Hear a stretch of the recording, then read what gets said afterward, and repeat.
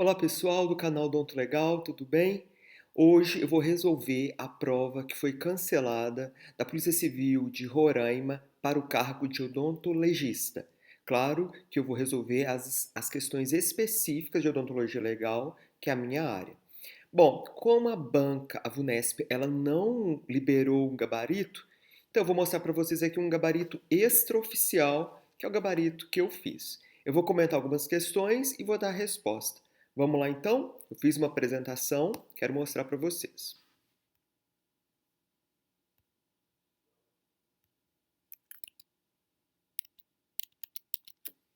Então é isso aí, a prova da Polícia Civil de Roraima para o cargo de odontologista 2022.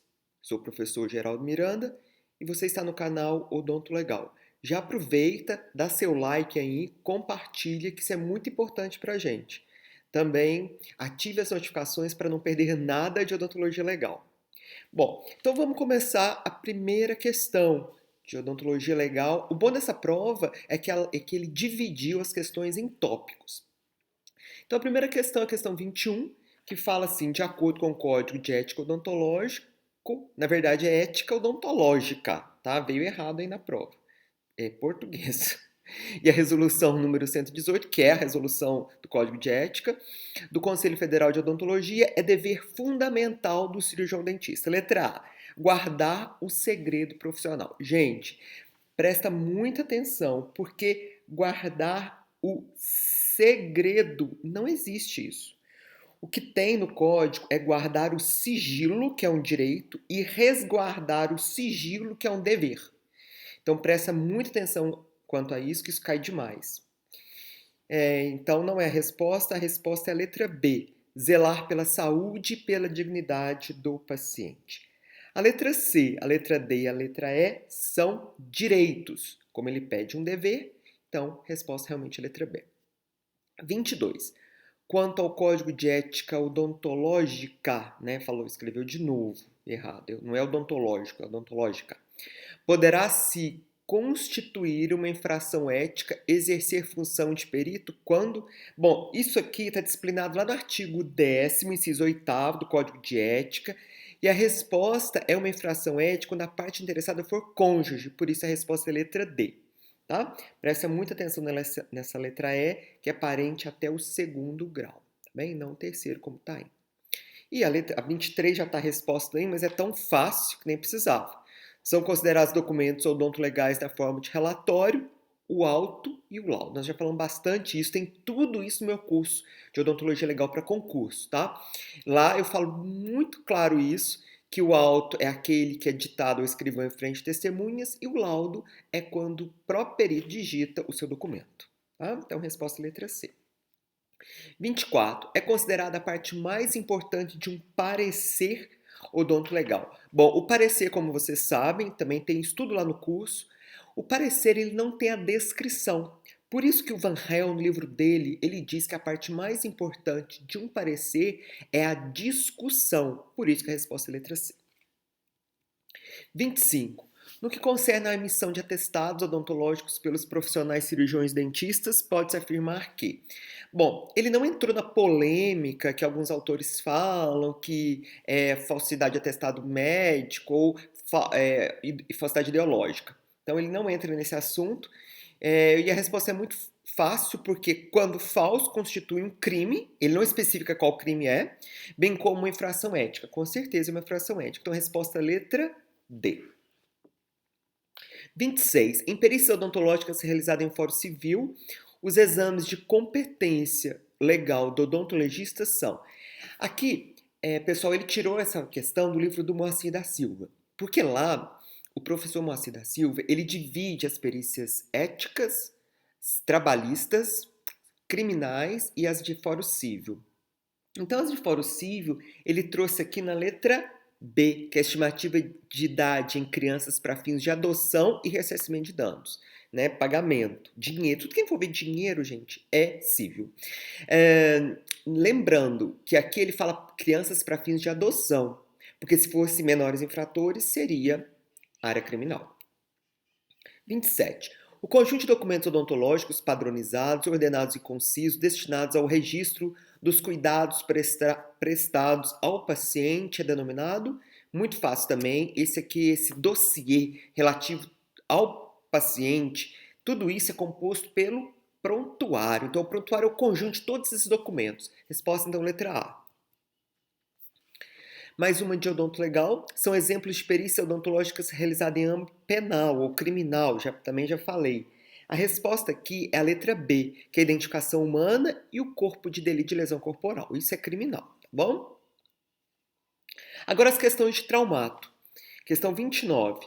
O odontologista descreveu uma lesão da seguinte maneira. Trata-se de solução de continuidade circular, diâmetro pequeno, pontiforme, cuja profundidade é maior que a extensão e com pouco sangramento. Portanto, ele se referiu a uma lesão, bom, pontiforme é a mesma coisa de é forma de ponto, né? Então é uma lesão punctória. A resposta é a letra A, né? É causada então por instrumentos pontiagudos, alongados e finos, né? São os instrumentos perfurantes. Por isso que a resposta é a letra E. Repara que ele pediu a lesão e não o instrumento. Já aqui ele pede um instrumento, ó, um instrumento vulnerante com lâmina e gume que atua no corpo por meio de pressão e deslizamento. Se tem gume e age sob deslizamento, é ação cortante. Próxima, 31. Quando o instrumento perfurante é de médio calibre, a forma das lesões assume um aspecto diferente. Na confluência das regiões de linhas de força diferentes, a extremidade da lesão toma um aspecto triangular de ponta de seta obedecendo. Bom, essa questão foi difícil, porque ele diferenciou a primeira, a segunda lei de Filhose e a lei de Langer. Então, pessoal, geralmente eles perguntam tudo junto, mas aqui ele separou. Isso está lá no livro do professor França. A resposta é a letra C, é a lei de Langer. Como é que está lá no França? O França ele define a primeira lei, a segunda lei que eu coloquei para vocês e a lei de Langer, que é lá, eu pus em negrito para vocês conferirem. Se vocês quiserem, pode pegar lá no livro do professor França. Eu estou falando França, todo mundo conhece, né? Medicina Legal, professor Genival Veloso de França. Na confluência de regiões de linhas de força diferentes, a extremidade da lesão toma o aspecto de ponta de seta, de triângulo ou mesmo de um quadrilátero. Então essa é a lei de Langer. Mais uma de traumato. Ferimento de entrada, disparo de arma de fogo convencional efetuado encostado. Olha as dicas. Com plano ósseo logo abaixo, de formato irregular, estrelar e anfractuoso. Anfractuoso é sinuoso, né, com curvas. Pela ação do fluxo dos gases é denominado. Essa é a famosa câmara de Minot-Hoffman. Resposta então letra B. Aqui é uma questão de epônimo, né? Ele deu 5 epônimos. O sinal de Benassi, que é aquele esfumaçamento no osso, também dos tiros encostados. O sinal de Bonnet, não confunda com funil de Bonnet. O sinal de Bonnet é quando há gotas de sangue, principalmente espelho, em caso de esgorjamento. O sinal de Simonin é quando passa o pneumático, né, pneu sobre a pessoa, e o sinal de Gardner é quando fica decalcado a massa de mira e a boca do cano da arma. 33. Nos exames físicos não mecânicos, nos agentes físicos não mecânicos, a ação localizada do frio produz uma lesão caracterizada pela necrose dos tecidos moles, com formação enegrecida, que é conhecida como sendo uma... Bom, aqui frio é geladura, então já eliminava a letra A e a letra E. E isso, quando dá necrose, é geladura de terceiro grau, por isso que a resposta é letra D. 34. Em uma necrópsia médico-legal, observou-se que a vítima apresentava face cianótica, congesta e com a língua protrusa por entre os arcos dentais. Opa, sinais gerais de asfixia. Agora vamos ver que asfixia é. Na região cervical do pescoço, né, verificou-se a presença de um sulco transverso, horizontal e com profundidade uniforme. Tais aspectos foram suficientes para diagnosticar um caso de... Bom, isso aqui é caso típico, né, gente, de estrangulamento, esse tipo de sulco aí. Então a resposta é a letra E. Agora umas questões de tanato. A tanatognose é a parte da tanatologia forense que tem como escopo estabelecer... Bom, a resposta já está aí, mas essa questão é muito fácil. Era só dividir a palavra. Tanato morte. Gnose, diagnóstico, né? Então, o diagnóstico da morte, para ver se a pessoa está morta ou não. Então, a resposta realmente é a letra C. 36. Sob a ótica médica, a morte é a cessão da vida. São considerados fenômenos abióticos, consecutivos ou mediatos. Então, aquele que vai acontecer um pouquinho depois. Bom, então isso aqui você tem que saber, gente. Os fenômenos cadavéricos, tem que saber de cor os imediatos, os consecutivos. Então aqui ele pediu os consecutivos, por isso que a resposta é a letra C. São as hipóstases cadavéricas, ou hipostases, né? Ou livores cadavéricos e a rigidez cadavérica. Bem? Resposta então letra C. Vamos ver na letra A.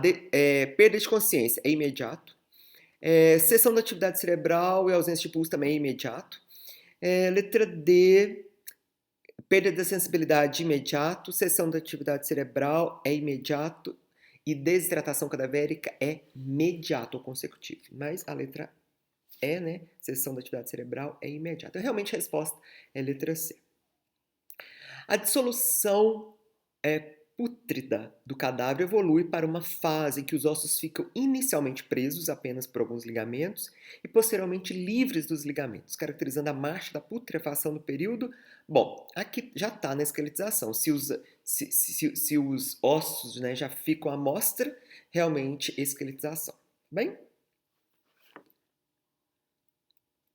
38. Por meio dos processos de identificação, são estabelecidos a identidade de uma pessoa ou de uma coisa. São considerados requisitos essencialmente biológicos. Lembra que os processos de identificação têm 2 critérios técnicos e 3 biológicos. Vamos ver, então, ele pediu os biológicos.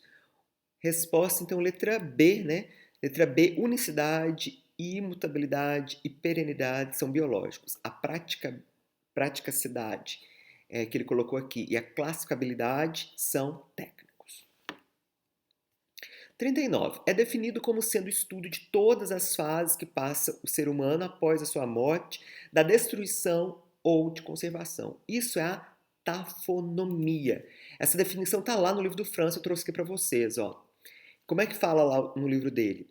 A tafonomia forense seria o estudo de todas as fases por que passa o ser humano após sua morte, de destruição, conservação, no interesse médico, legal ou forense.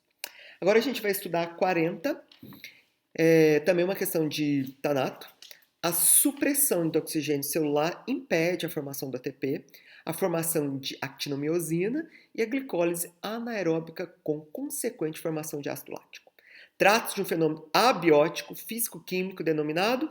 Bom, aqui, pessoal, ele está falando do rigor, né, cadavérico, né, a rigidez cadavérica.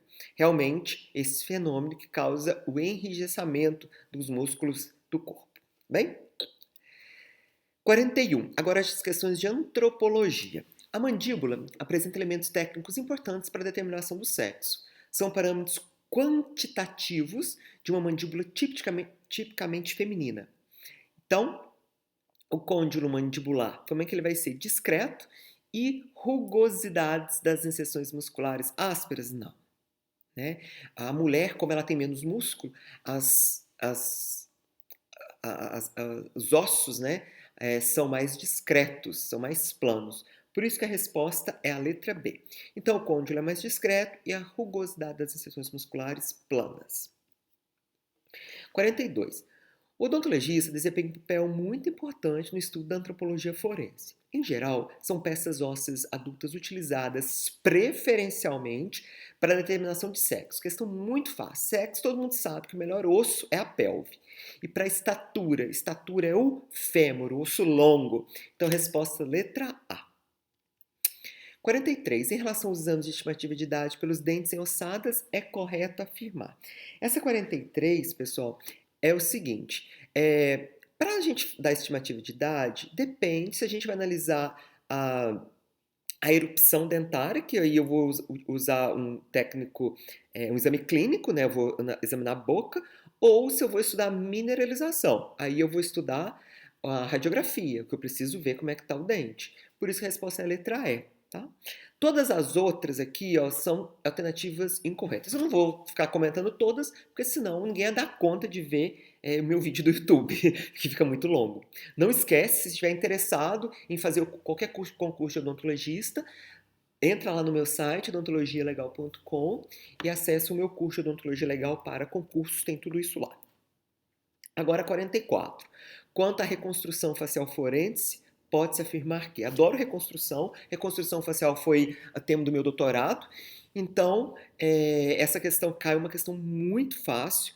A reconstrução facial, ela não identifica, ela é um método auxiliar de identificação humana. Opa, tô vendo a resposta aqui, que é a letra D que eu acabei de falar. Tá bem? Todas as outras estão erradas. 45. Em mordeduras humanas, colocou marca de mordida no top de antropologia, não sei porquê, né? Porque marca de mordida não é antropologia, mas enfim. Acho que não tinha lugar para enfiar marca de mordida, ele enfiou aqui. Mas o importante é que a questão foi boa. Vamos lá. Em mordeduras humanas observadas em agressões interpessoais ou em crimes sexuais, pode-se afirmar que. Então vamos lá. Pessoal, havendo um suspeito, é possível realizar o cotejo a comparação odontológico? Claro, resposta então letra D. Todas as outras estão erradas, pois são excludentes. Olha só, letra A. Se limita a exclusão do suposto? Não. Ela pode incluir o suposto. É suficiente registrar as lesões sem escala? De jeito nenhum. Eu falei isso muito lá. Tem que ter escala, senão a gente perde a referência. A moldagem dos arcos dentais do suspeito é desnecessária? Claro que não. Como é que eu vou comparar se eu não tenho a boca do suspeito? Eu só consigo a boca dele através de moldagem ou scanner.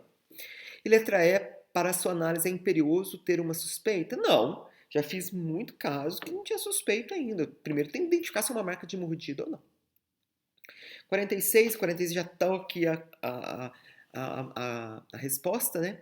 Atualmente, cemitérios clandestinos são encontrados rotineiramente pela ação do Tribunal do Crime de facções criminosas. Verdade, viu? Tem local em que eles matam e jogam lá. Assinala alternativa que apresenta corretamente a rotina pericial primordial nesses casos. Acompanhamento de equipe multidisciplinar no local. Com certeza, né? Vai precisar do médico legista, do antropologista, do perito, do delegado. Vai todo mundo lá para o local para buscar essas ossadas. Letra A é a resposta. Desculpa. Agora, algumas questões de desastre em massa. 47. As mortes coletivas podem ocorrer devido aos acidentes em massa, de ordem natural. Bom, o que é natural? São as ordens da natureza, não tem ação humana. Então, o acidente ferroviário é humano? Óbvio, quem fez a ferrovia? Foi o homem. Aeroviários? Também. Avalanches de desabamentos? É a resposta. A resposta então é a letra C, porque essa aqui é a única que pode ser exclusivamente natural. Acidentes marítimos também humano e rodoviários também humano. Tudo que o homem faz, né, é humano. Tirando isso, é o de ordem natural. Mas também tem umas mistas, tá? Bom, 48. No gerenciamento de um desastre em massa, como de grandes proporções, enfrenta-se um problema como? Resposta letra B. Remanescentes humanos fragmentados, dispersos, queimados. Quanto mais fragmentado, mais difícil é fazer identificação, tá? Letra A, pequeno número de restos humanos. Não, se tem pequeno número, isso aí é uma vantagem, né? Se eu tenho pouca coisa para analisar. Facilidade da determinação das vítimas envolvidas. Não, isso também é uma vantagem, não um problema.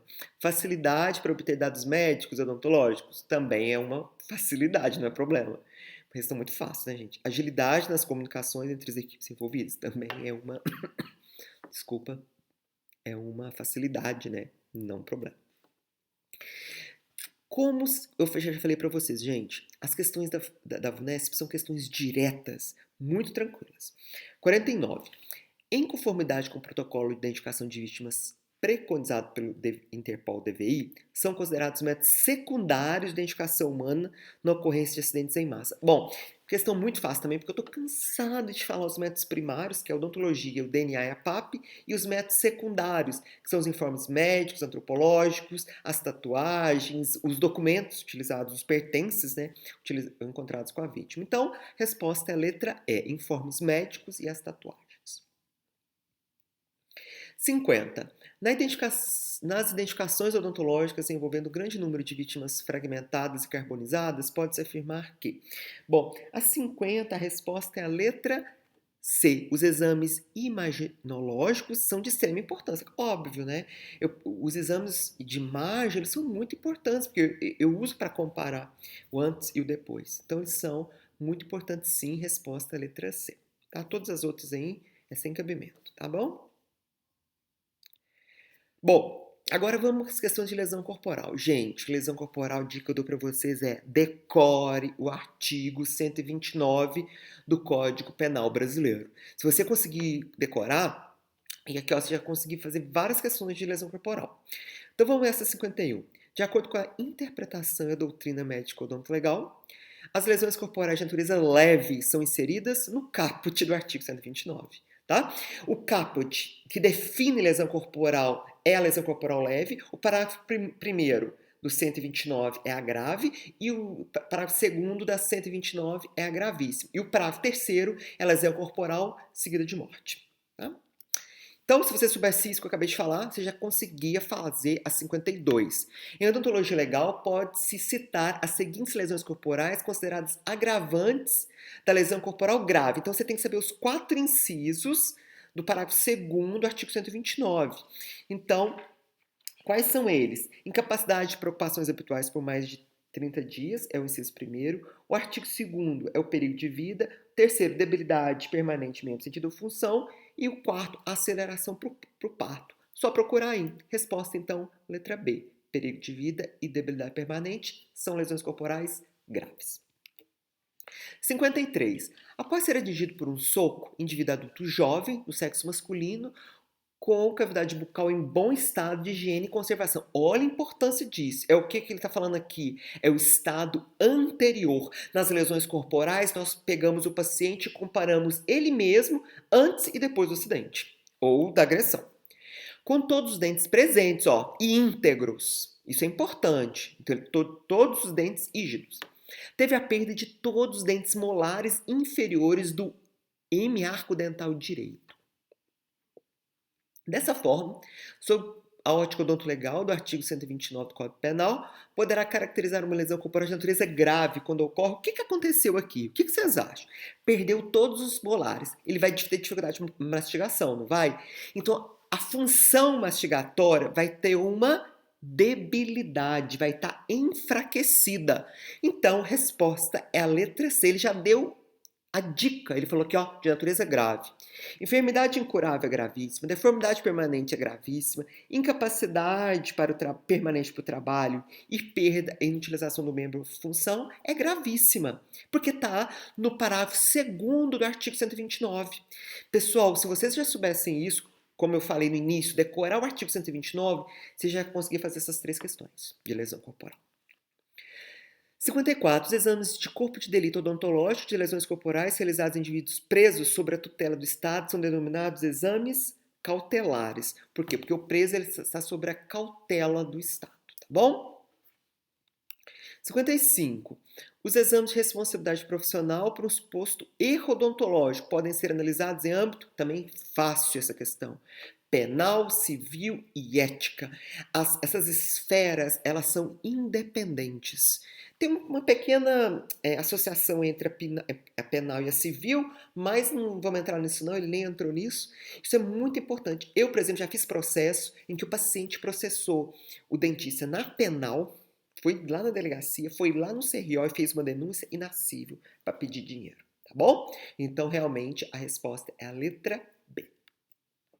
56. Em perícia odontológica, na esfera penal de lesões do aparelho estomatognático, o odontologista deve. O que ele deve fazer? Estabelecer o nexo de causalidade. O que é o nexo de causalidade? Entre a agressão e o dano.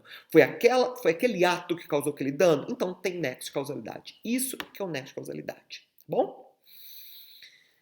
As outras são excludentes. Tá vendo? A letra E, a letra B, apenas. Isso aí já é muito restringe demais.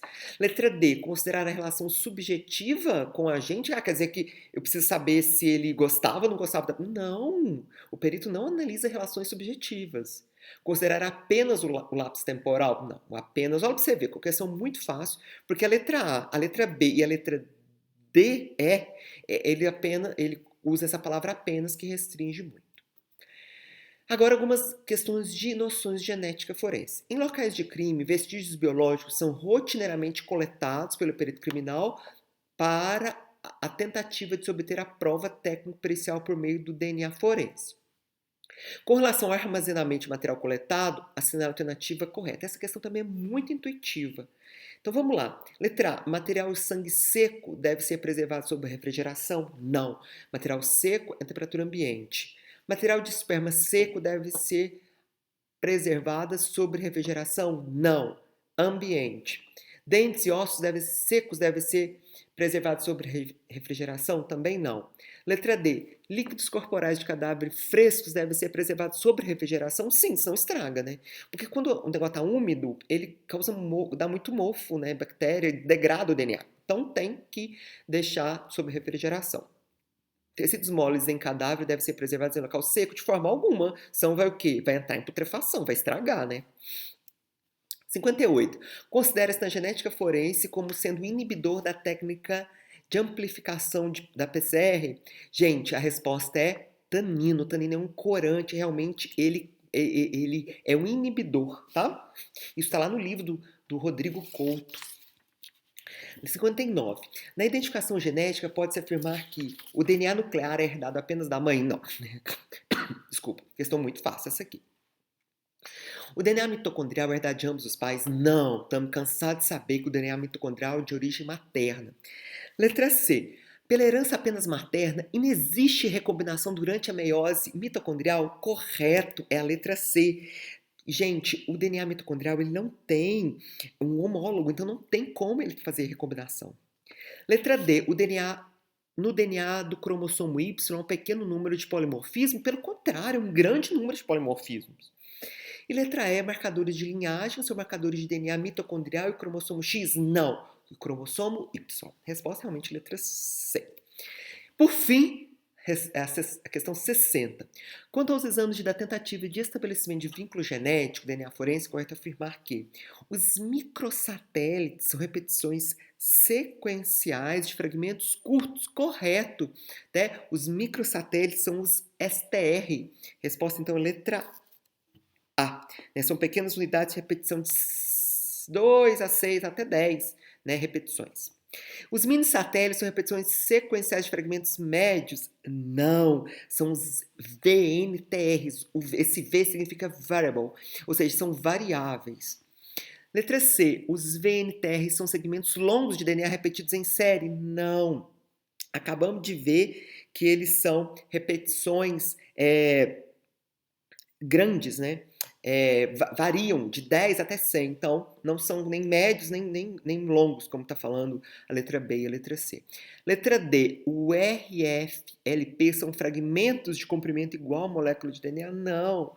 O RFLP é uma técnica que vai analisar os VNTRs, tá?